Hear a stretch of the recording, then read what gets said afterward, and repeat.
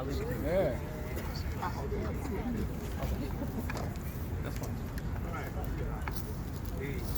Uhuru. Assalamu alaikum.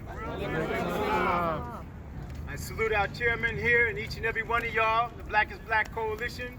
I am the chairperson of the National Jericho movement. As you can see the red banner there, my comrades rousing hands, holding it up there, free all political prisoners.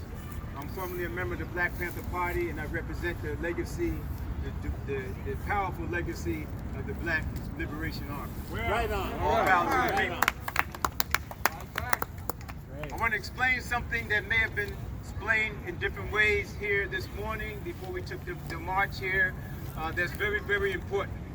And it's synchronized, meaning that it is absolutely essential to our moving forward in this struggle. We represent political prisoners, our freedom fighters that fought against directly, not word of mouth, directly against police violence and state-sponsored violence and racist violence in this country. And as a result, many of them still languish in prison, many that you already know. We mentioned, as Sister Pam righteously represented, Mumia Abu Jamal, and I think Ralph, I heard him give the presentes for all of those that are still in prison. And sisters and brothers, we're talking about 40 and 50 years of incarceration. That's the age of twice our age of many of us standing here today. So I'm going to tell you something. If we do not find a strong mechanism to support our freedom fighters that are still languishing in prison, then we might as well book it up and go. Because a lot of us standing right here, particularly the younger ones, particularly the ones that are most outspoken, not taken away from the actions behind the scenes of any one of us here, we're subject at any given time to be in prison, to be incarcerated, to be sent away for decades. And by not supporting our freedom fighters from the movements of the past, we give a clear signal to our youth and those that are on the front lines that you will not be there to support them either.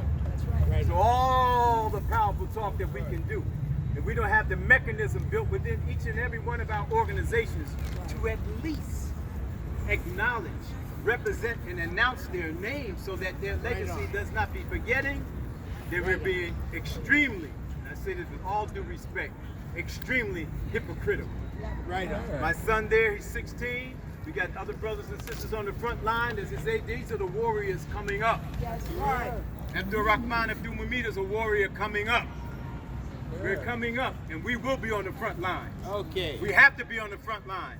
And if for 1 minute it is really recognized that we have not developed the mechanism to support, even give them commissary money to visit, to help their families come to see them, to make sure they're not degraded and beat down and isolated in segregation units in prisons, we fail in our mission.